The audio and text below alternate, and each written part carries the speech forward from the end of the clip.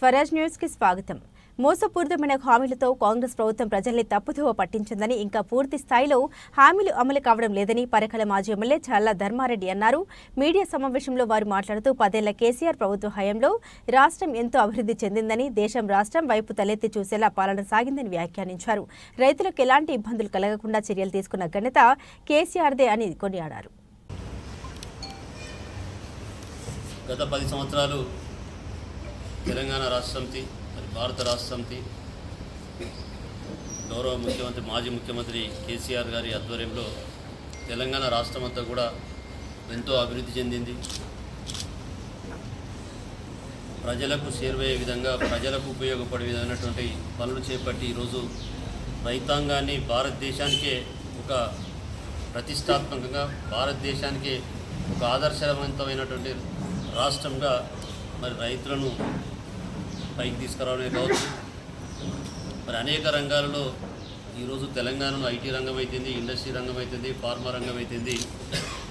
ప్రపంచమే తెలంగాణ రాష్ట్రం వైపు చూసే విధంగా ఈరోజు మరి ముందుకు తీసుకుపోవడం జరిగింది. సరే, కొన్ని అనివార్య కారణాల వల్ల ప్రభుత్వం, కాంగ్రెస్ పార్టీ ప్రభుత్వం రావడం జరిగింది. ఈరోజు కాంగ్రెస్ పార్టీ మోసపూరితమైనటువంటి వాగ్దానాలు చేసి, సాధ్యం కానటువంటి వాగ్దానాలు చేసి, ప్రజలను కన్ఫ్యూజ్ చేసి, సాధ్యమా అసాధ్యమని చూడకుండా మరి వాగ్దానాలు చేసి ప్రజలను మోసం చేసిన కాంగ్రెస్ పార్టీ మరి ప్రజలు గమనిస్తూ ఉన్నారు. ఈరోజు కింది స్థాయి ప్రజలు కూడా గమనిస్తూ ఉన్నారు.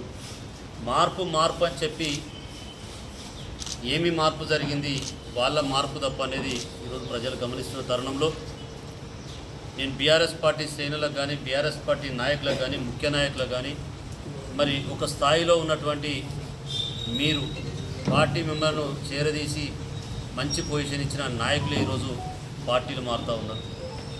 మరి మారే వారికి నేను ఈ సందర్భంగా ఈ పత్రికా విలేకరుల ద్వారా నేను సూటిగా ప్రశ్నిస్తూ ఉన్నా.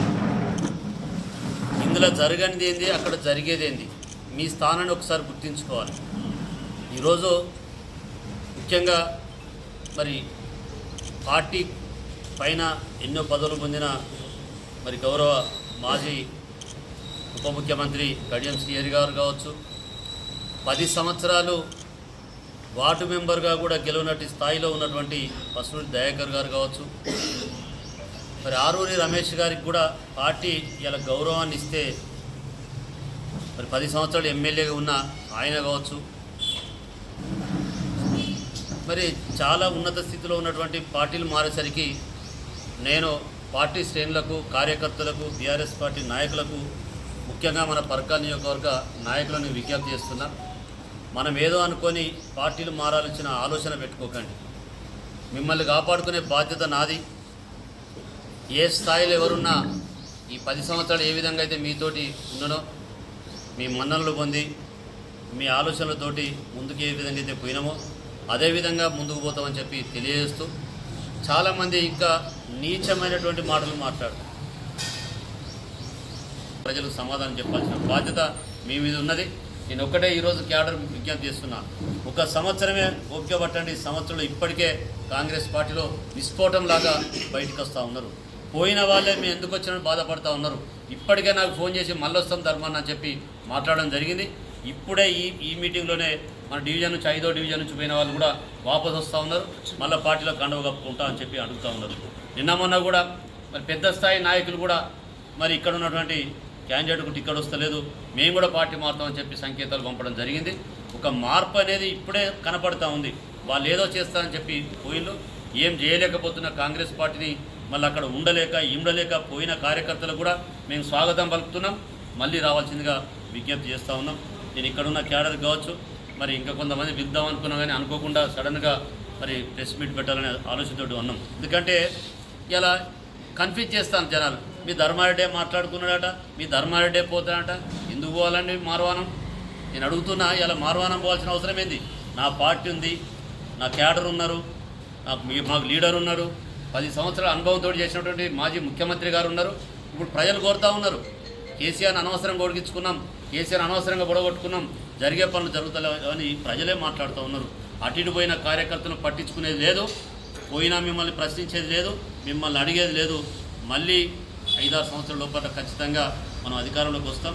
దయచేసి క్యాడర్ నేను విజ్ఞప్తి చేస్తున్నా, ఎక్కడికి వెళ్ళాల్సిన అవసరం లేదని చెప్పి తెలియజేస్తూ, మరి ఈ కార్యక్రమాన్ని పిలువగానే వచ్చిన మీ అందరికీ కూడా పేరు పేరున ధన్యవాదాలు కృతజ్ఞతలు తెలియజేస్తాను. ఎందుకు పిలుచుకుంటాలో నేనైతే సిగ్గు చేయడని చెప్పి మాట్లాడుతూ ఉన్నా. ఒక్క పనన్న చేసిన మేము మరి మహిళలకు 2500 ఇచ్చిల్లా, 4000 పెన్షన్ 9వ తారీఖు నాడే చేస్తా అన్న 4000 పెన్షన్ ఇచ్చిందా, ఇప్పటి వరకు రైతు బంధుకు నిలువ పెట్టిన డబ్బులనే మీ స్వార్థం కొరకు వాడుకున్నారే తప్ప ఇలా రైతు బంధు ఈరోజు కూడా ఇవ్వలే. ఆ డబ్బులు ఎప్పుడు ఇస్తారు? ఒక బస్సు ఫ్రీగా మహిళలు పెట్టినాను, దానివల్ల ఉపయోగం ఏం జరుగుతూ ఉంది? ఎన్ని గొడవలు అవుతున్నాయి? ఒక్కసారి ఆలోచించాలి. ఇలా మిషన్ భగీరథ నీళ్ళు ఇంటింటికి నల్లా ఇస్తే ఆ నీళ్లు ఇచ్చే పరిస్థితి లేదు మీ ముఖానికి. ఇలా పంట పొలాలు ఎండిపోతున్నాయి, చేన్లు ఎండిపోతున్నాయి, బోర్లు ఎండిపోతున్నాయి, బావులు ఎండిపోతున్నాయి, నీటి మట్టం తగ్గింది. మళ్ళీ బోర్ బండ్లు గ్రామాల్లో కనపడుతున్నాయి అంటే మీకు సిగ్గు అనిపిస్తలేదని చెప్పి నేను అడుగుతా ఉన్నాను. అలాంటి దానిని నేను కార్యకర్తలు విజ్ఞప్తి చేసేది ఏంటంటే కొంత ఓపిక పట్టాల్సిన అవసరం ఉన్నది. కష్టకాలంలో పార్టీని కాపాడాల్సిన బాధ్యత కింది స్థాయి కార్యకర్తలపైన ఉన్నది. మరి బడా నాయకులు కూడా ఇలా కొంతమంది మన పార్టీలో మన నియోజకవర్గంలో ఉన్న బడా నాయకులు కావచ్చు, మరి మారాలనే ఆలోచన చేసినప్పుడు కింది స్థాయి కార్యకర్తలు కన్ఫ్యూజ్ అవుతున్నారు. దయచేసి చిన్న కార్యకర్తలే కావచ్చు, మరి యువత కావచ్చు, నేను ప్రత్యేకంగా విజ్ఞప్తి చేస్తాను.